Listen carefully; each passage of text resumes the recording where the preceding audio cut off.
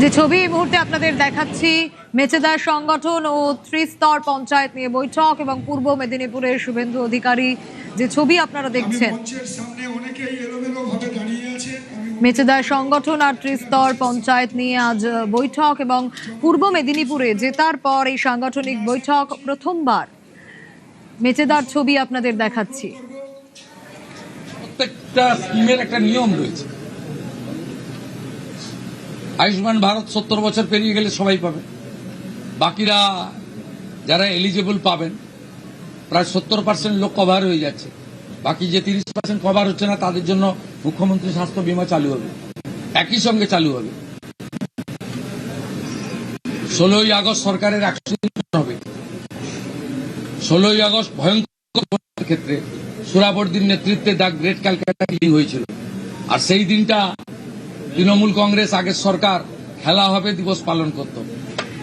আমাদের সরকার সিদ্ধান্ত নিয়েছে ওই দিন আয়ুষ্মান দিবস হিসেবে পালন করা হবে, ওই দিনই জানতে পারবে। অর্থাৎ আপনাদের চিন্তা করার কোনো কারণ নেই। তা তো তাড়াহুড়া করছেন, মাত্র 62 দিন বয়স হয়েছে। বিমানবন্দরের মসজিদের ক্ষেত্রে সিদ্দিকুল্লাহ চৌধুরী তিনি বলছেন যে কোনোভাবেই রাস্তায় নামবেন না, কোনো উনি আমি জানতে না, উনি এর আগে ওয়াকফের সময় নিরাপত্তা, বিমানবন্দরের নিরাপত্তা অগ্রাধিকার, এর বাইরে মুখ্যমন্ত্রী কোনো কথা বলবেন না। আজ এই মিটিং এ যে আপডেট উঠে এসে আপনাদের একটু জানাই, শুভেন্দু অধিকারী তিনি স্পষ্ট বলেছেন যে কর্মীরা তার চোখে ভগবান, জনতা জনার্দন। ভোট পর্যালোচনা করুন, দেখবেন সিপিআইএম টিএমসির সনাতনীরা তারাও বিজেপিকে ভোট দিয়েছেন। সবাই এক হয়ে থাকুন। হলদিয়া পুরসভা ভোটের প্রস্তুতি নেওয়ার কথাও বলেছেন শুভেন্দু অধিকারী। বলেছেন ওয়ার্ড বাড়বে, মিথ্যা মামলার তালিকা করার কথাও বলেছেন। যেসব মিথ্যা মামলা রয়েছে সেই মিথ্যা মামলার তালিকা হলে ধীরে ধীরে সেগুলোর নিষ্পত্তিও হবে। নন্দীগ্রামের কথাও বলেছেন শুভেন্দু অধিকারী। 2 মাসের মধ্যে উপনির্বাচন হবে নন্দীগ্রামে এবং ভোট নিয়ে তিনি বলেছেন যে এখনই তিনি কিছু বলবেন না, আগে প্রার্থী খুঁজে পাক ওরা, তারপর বলবো। সরকারের উপর আস্থা রাখার কথাও বলেছেন শুভেন্দু অধিকারী। বলেছেন 1 লক্ষ কর্মসংস্থানের কথা, নিয়োগ নিয়ে কেউ মাথা গলাবেন না। কর্মসংস্থানের বার্তাও আজ এই বৈঠক থেকে উঠে এসেছে নন্দীগ্রামের কথা, উঠে এসেছে উপনির্বাচন নন্দীগ্রামে 2 মাসের মধ্যে হবে। কিন্তু ভোট নিয়ে তিনি এখনই কিছু বলবেন না। কেন বলবেন না সে কথাও তিনি বলেছেন। তিনি বলছেন আগে ওরা প্রার্থী খুঁজে পাক, তারপর বলবো। এছাড়াও কর্মীরা তার চোখে ভগবান, জনতা জনার্দন, সে কথাও বলেছেন শুভেন্দু অধিকারী। মাত্রাটা গাইতে হবে, ঠোঁট না নাড়ালে হবে না, আমরা লক্ষ্য রাখছি।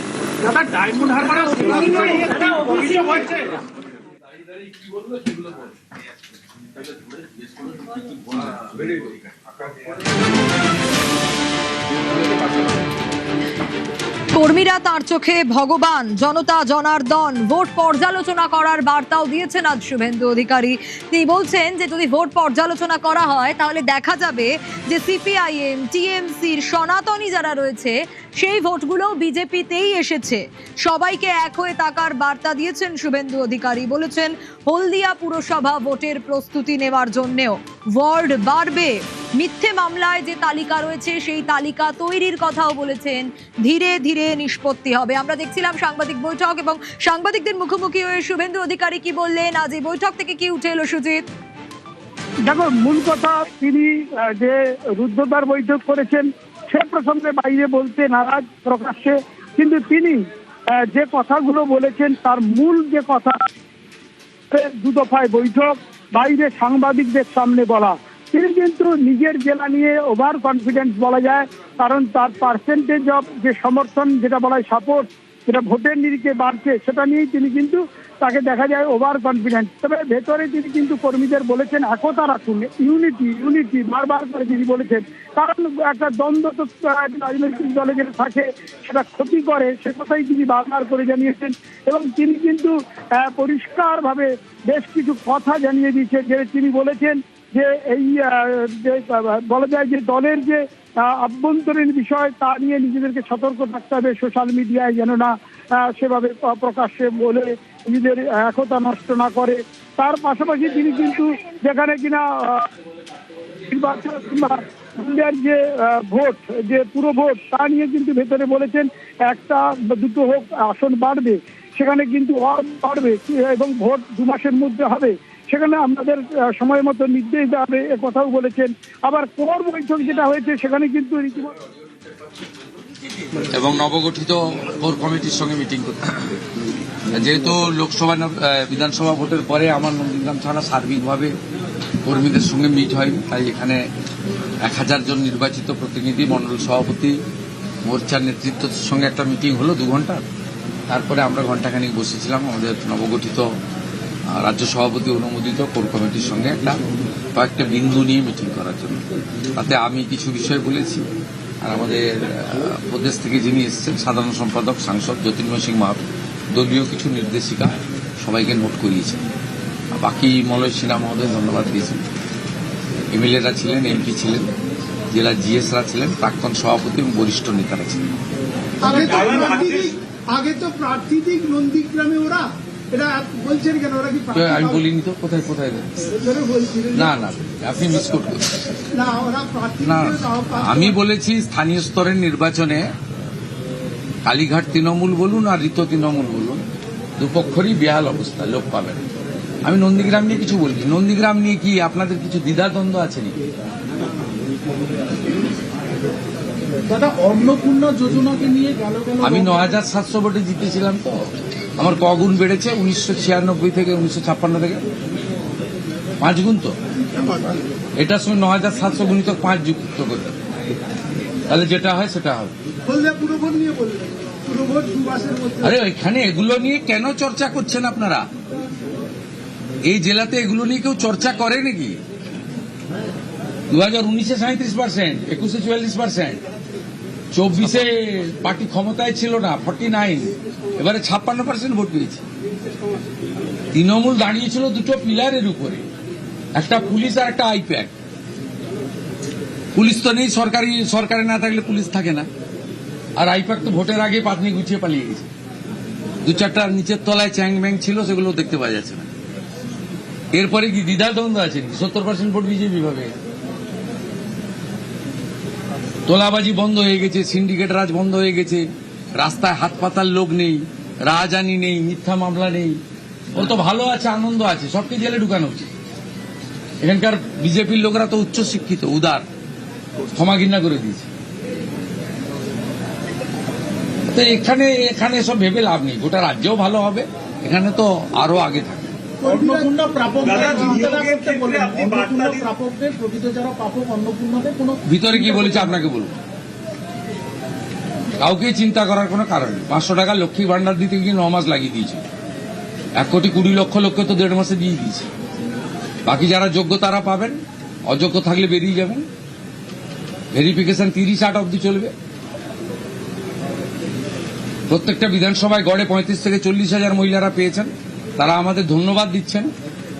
মোদিজির নামে জয়ধ্বনি হচ্ছে। বাকি যদি প্রয়োজন হয় আরো 2,000, 5,000, 7,000 প্রকৃত প্রাপক থেকে থাকেন, পাবেন। নিয়মের মধ্যে পাবেন, নিয়মের মধ্যে পাবেন। সরকারি অর্থনৈতিক স্কিমের প্রত্যেকটা জিনিসের নিয়ম থাকে। আপনার যদি জল জমি না থাকলে আপনি পিএম কিষাণ পাবেন না।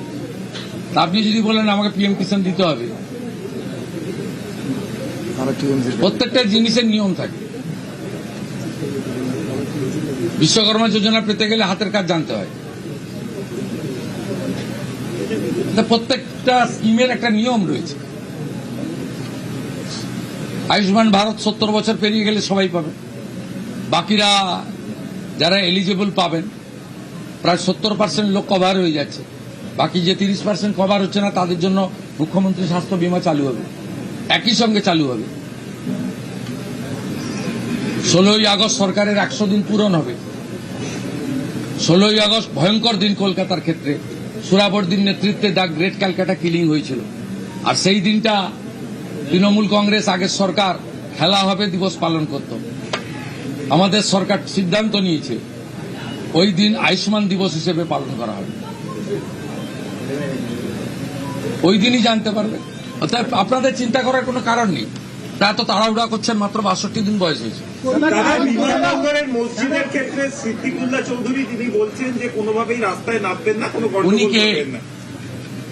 উনি কে আমি জানি না। উনি কে?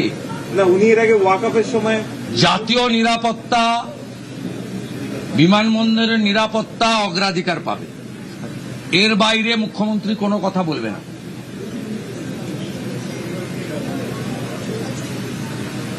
উনি খুব নরম নরম কথা বলেছেন, এইটাই সরকার। অন্য সরকার হলে ধমকাতো, যেমন রেজিনগরের লোকটা ধমকাতো, এখন আর ধমকায় না।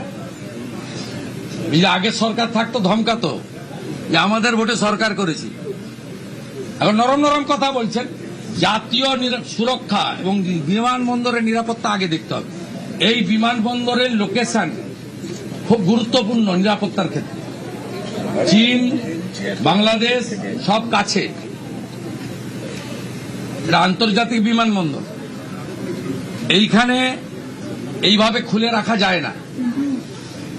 বাকি ঠিক আছে, আমরা তো ধর্ম পালনে কাউকে বাধা দিইনি। ওরা তো বলেছিল যে বিজেপি এলে মুসলমানদের তাড়িয়ে দেবে, নামাজ পড়তে পারবে না। তা বকরি ঈদও করেছেন, পশু হত্যা আইন মেনে করেছেন, অসুবিধা নেই। মহরমেও বেরিয়েছিলেন অস্ত্র বাড়িতে রেখে, কোনো অসুবিধা নেই।